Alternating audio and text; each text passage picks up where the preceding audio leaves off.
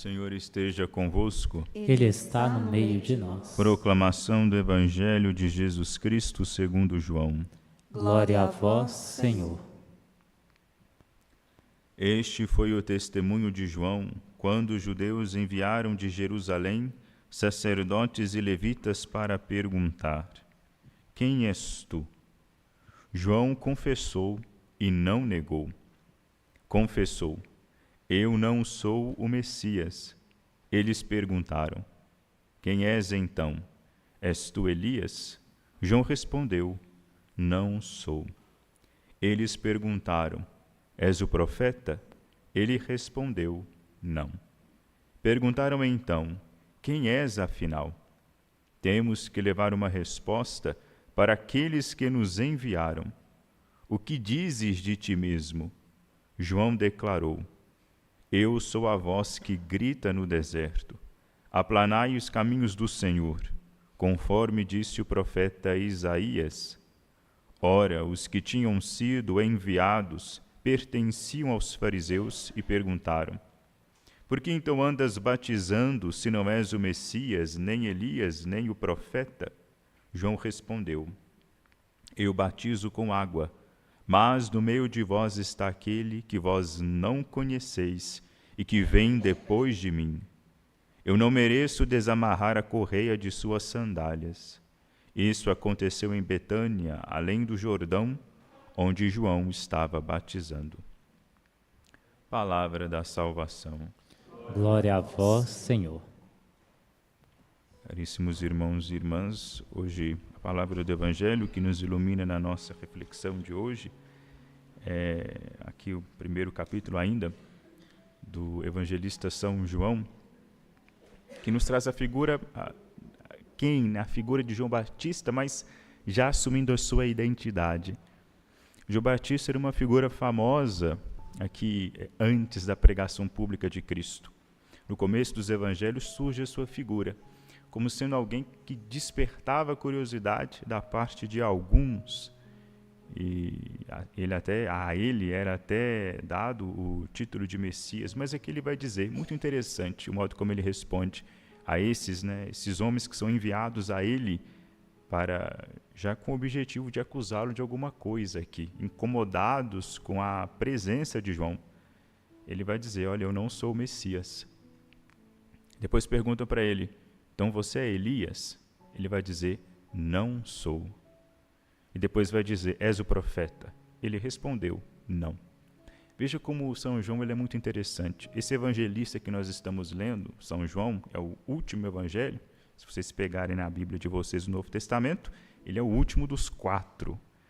Ele é o evangelho mais alto que nós temos. Vamos dizer, não vou dizer mais completo, não vou cometer esse erro de dizer isso, mas ele deixa muito claro quem é a figura de Cristo.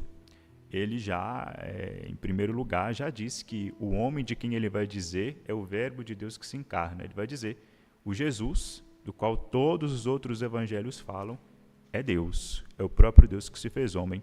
E ele vai deixar claro qual é a figura de João Batista. João Batista, ele não é o Messias. João Batista, ele não é Elias. João Batista, ele não é Moisés, não é Jeremias, não é ninguém.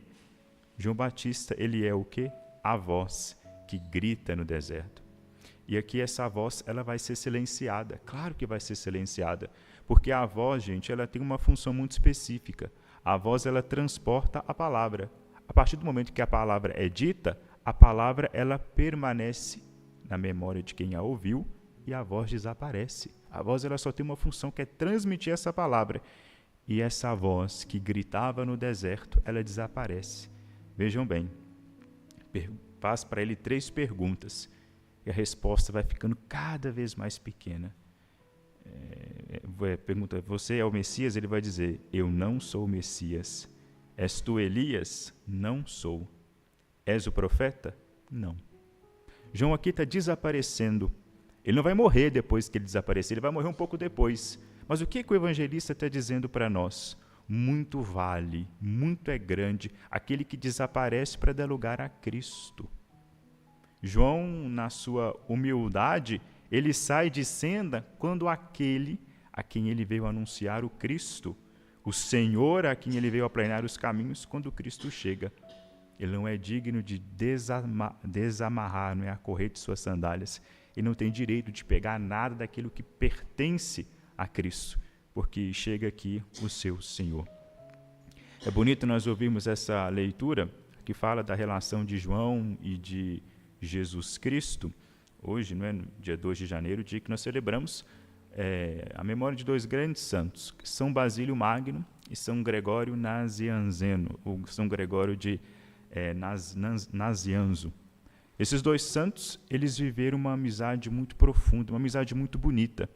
E num dos escritos de São Gregório, ele vai dizer que ele era para Basílio e Basílio era para ele. Que os dois viviam, os corações deles estavam unidos numa única coisa, estavam unidos no cumprimento da lei, no mandamento de Deus. E aqui nós vemos essa relação de amizade entre Cristo e entre João. Cristo está para João e João está para Cristo. Cristo vive em favor de João.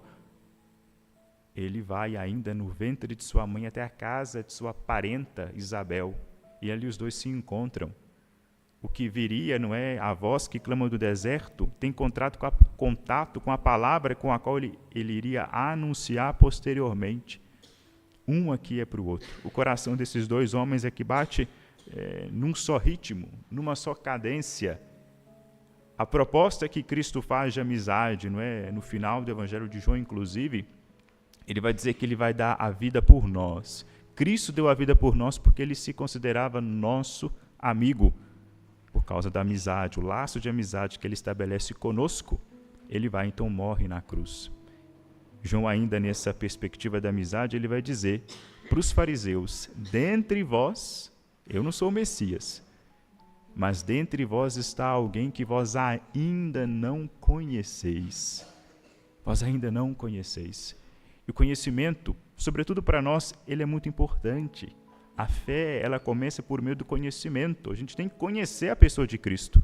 Alguém tem que ter transmitido para nós a palavra dele, alguém tem que ter transmitido a nós a sua pessoa, para que nós, tendo contato com essa palavra, para que nós, tendo contato com Cristo, nós possamos crer nele. E nós tivemos o dom, a graça de receber tudo aquilo que nós precisaríamos para conhecê-lo. O próprio Cristo disse: eu vos dei a conhecer tudo que vi de meu Pai. E ele ainda acrescenta: já não vos chamo servos, eu vos chamo amigos, porque vos dei a conhecer tudo que o Pai me revelou. E João ainda, veja como é que é João o evangelista, como ele é muito sutil. Às vezes ele é um pouco atrevido, mas ele tem às vezes uma elegância para dizer algumas coisas muito pesadas. Ele está dizendo: olha, vocês, dentre vós existe alguém que vós não conheceis. Vocês estão distantes. Está dizendo para os fariseus, os homens da lei, os homens que viviam para guardar a lei de Deus, né? Ficavam lá vistoriando a vida dos outros. Vocês estão distantes do coração de Deus, não participam ainda da amizade dele. Não porque ele não compartilhou convosco, mas porque vocês não querem se aproximar do Cristo. Vocês não querem se aproximar de Deus. Os homens de Deus que vão atrás de João estão distantes de Deus. Por quê? Porque não conhecem a Deus. João conhece. Os apóstolos conhecem a Jesus Cristo. Os discípulos conhecem a Jesus Cristo. Estão próximos dele. Ouviram falar dele.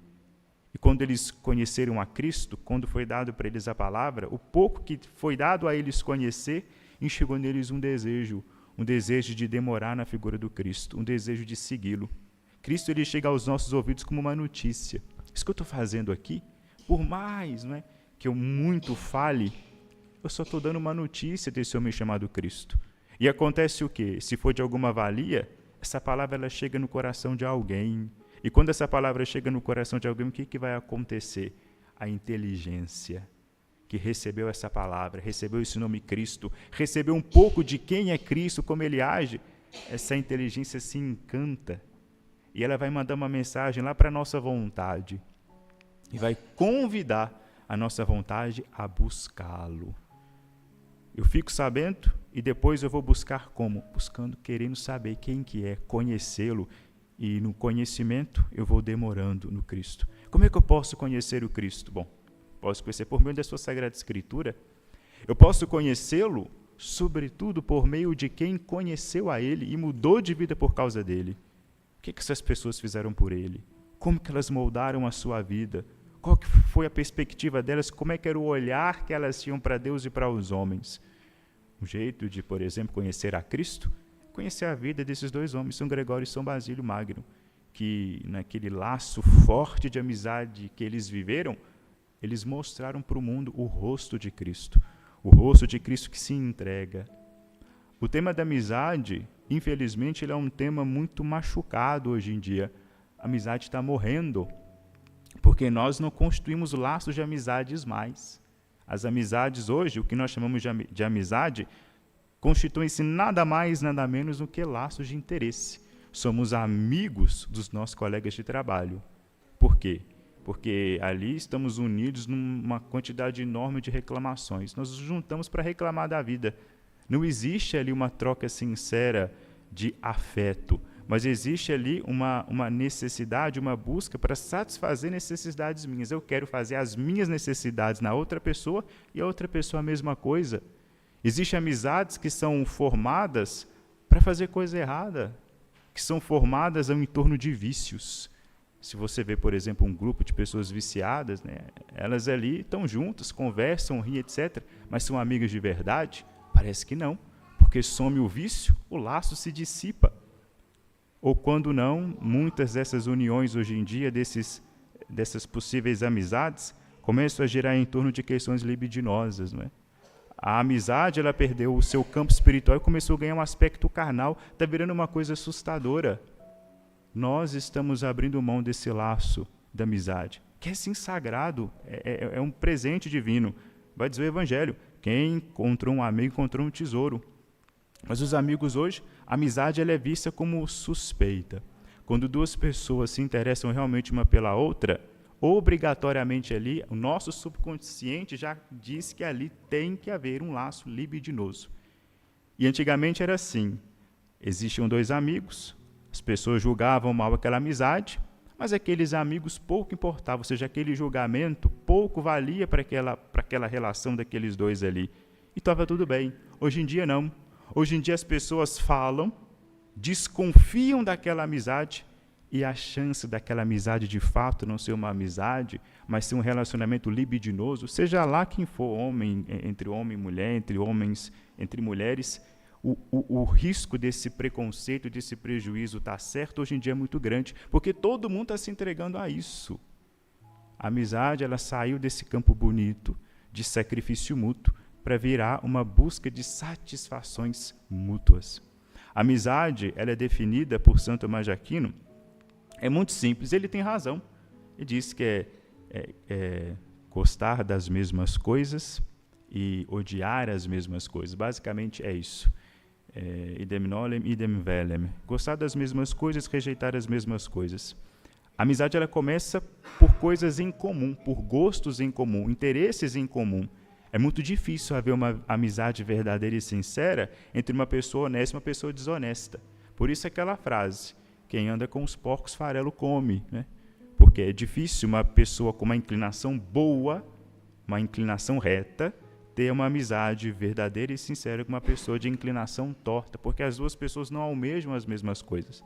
Muito complicado. Mas o que mantém a amizade, quando a gente sabe que a amizade ela é verdadeira mesmo, é quando o por causa de desaparece e fica em evidência o apesar de, é quando começam a aparecer os defeitos, porque todo mundo tem defeito. A amizade ela é verdadeira quando, apesar dos defeitos do outro, eu ainda continuo amigo dele.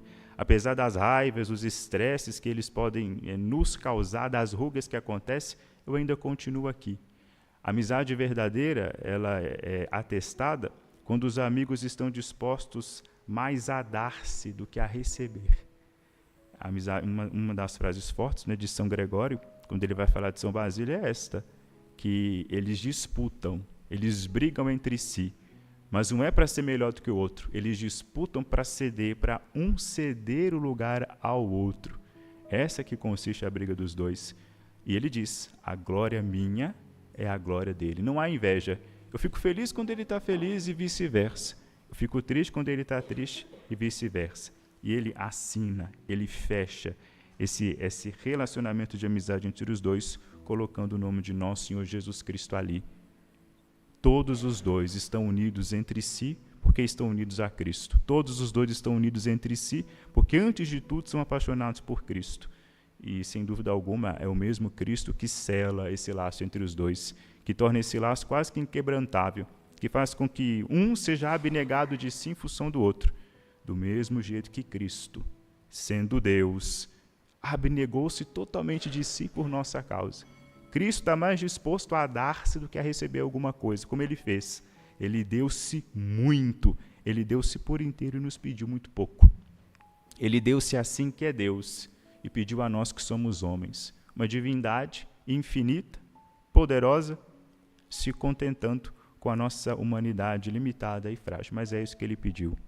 Que essa amizade, que essa entrega mútua bonita que existe entre esses dois homens, São Gregório e São Basílio Magno, possa nos inspirar a reconhecer no Cristo essa mesma disponibilidade de entrega e buscar devolvê-lo, não é? Buscar dar mais de nós a Cristo do que a receber dele. Por mais que nós saibamos que nós iremos receber muito, como já recebemos, mas ter essa inclinação interior de dar tudo e mais um pouco do que aquilo que nos é pedido por ele, em resposta à sua generosidade. Glória ao Pai, ao Filho e ao Espírito Santo. Como era no princípio, agora e sempre. Amém.